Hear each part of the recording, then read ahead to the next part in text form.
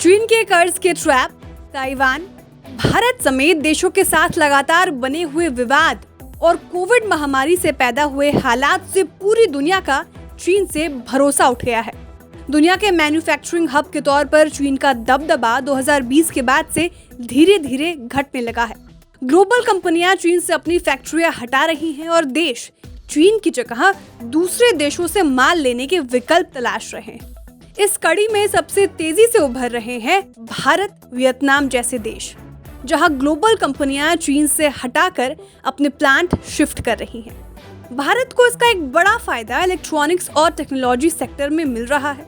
फिर चाहे आईफोन की मैन्युफैक्चरिंग हो या सेमीकंडक्टर्स, भारत का दबदबा धीरे धीरे बढ़ता जा रहा है। अब एक और ऐसा ठिकाना खुल रहा है जहां भारत का दबदबा पूरी दुनिया में कायम होने वाला है। यह है टेलीकॉम गियर्स का मार्केट, और इसमें भी अगर बात करें तो सबसे ताज़ा तरीन टेक्नोलॉजी यानी 5G में भारत पूरी दुनिया में अपना लोहा मनवाने के रास्ते पर आगे बढ़ रहा है। इस मुहिम में भारत को सबसे बड़ी मदद चीन को लेकर देश की नाराजगी से मिल रही है। मतलब ये है कि ज्यादातर देश 5G टेक्नोलॉजी पर चीन के भरोसे नहीं रहना चाहते हैं। ये देश चीन की कंपनियों के बनाए 5G इक्विपमेंट्स और टेक्नोलॉजी को खरीदने से बच रहे हैं और भारतीय कंपनियों को अब इसका फायदा मिल रहा है। इस कतार में टाटा और जियो भारतीय कंपनियों की अगुवाई कर रहे हैं। जियो पूरी तरह से स्वदेशी 5G टेक्नोलॉजी तैयार कर रही है। हाल में ही IT मिनिस्टर अश्विनी वैष्णव ने कहा था कि अगले 2-3 साल में भारत टेलीकॉम टेक्नोलॉजी का बड़ा एक्सपोर्टर बन जाएगा और देश आने वाले वर्षों में टॉप ग्लोबल कंपनियों की बादशाहत को खत्म कर देगा। अक्टूबर 2022 में मिनिस्ट्री ऑफ कम्युनिकेशंस ने 42 कंपनियों को टेलीकॉम और नेटवर्किंग प्रोडक्ट्स के लिए IPLI स्कीम की मंजूरी दी है। इन 42 कंपनियों में से 28 MSME सेक्टर की हैं। इनमें से 17 कंपनियों ने डिजाइन आधारित मैन्युफैक्चरिंग क्राइटेरिया के तहत 1% अतिरिक्त इंसेंटिव की मांग की थी।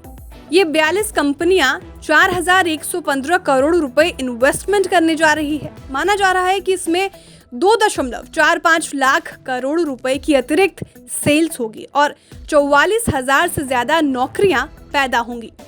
2021 में टेलीकम्युनिकेशंस डिपार्टमेंट DOT ने 3,350 करोड़ रुपए के निवेश वाले 31 प्रपोजल्स को PLI के तहत मंजूरी दी थी। DOT ने टेलीकॉम और नेटवर्किंग प्रोडक्ट्स के लिए PLI स्कीम को 24 फरवरी 2021 को नोटिफाई किया था और अगले 5 साल के लिए इसके लिए 12,195 करोड़ रुपए की फाइनेंशियल मदद तय की थी। इससे पहले 2022 की जुलाई में US, UK की सिक्योरिटी एजेंसियों ने चीन के खिलाफ वार्निंग जारी की थी। इन्होंने चीन को अपने यहाँ 5G लागू करने की मुहिम से बाहर रखने का फैसला किया था। 5G में चीन की कतार कंपनी हुआवेई को भारत समेत कई देश अपने यहाँ 5G डेवलप करने की इजाजत देने से इनकार कर चुके हैं। अमेरिका ने न सिर्फ खुद अपने यहाँ इस कंपनी को बैन कर रखा है, बल्कि वो दूसरे देशों को भी ऐसा ही करने के लिए कह रहा है। दुनिया के कई देश भारतीय और यूरोपीय कंपनियों के 5G गियर्स और टेक्नोलॉजी को लेने में से दिलचस्पी दिखा रहे हैं। भारत में इस्तेमाल होने वाली 5G टेक्नोलॉजी भी पूरी तरह से स्वदेशी है। पिछले साल वित्त मंत्री निर्मला सीतारमण ने कहा था कि भारत की 5G टेक्नोलॉजी पूरी तरह से स्वदेशी है और इसे दूसरे देशों का मुहैया कराया जा सकता है। खैर, पूरी कहानी ये है कि चीन को कारोबारी तौर पर मात देने में भारत के पास एक बड़े हथियार के तौर पर 5G टेक्नोलॉजी काम आने वाली है। अरबों डॉलर का ये एक ऐसा कारोबारी मौका है जिसे जाहिर तौर पर भारत छोड़ना नहीं चाहेगा। और सबसे अच्छी बात यह है कि दुनिया भर के देश भारतीय कंपनियों और एम्प्लॉयज पर टेक्नोलॉजी को लेकर भरोसा करते हैं। ब्यूरो रिपोर्ट, विस्तार।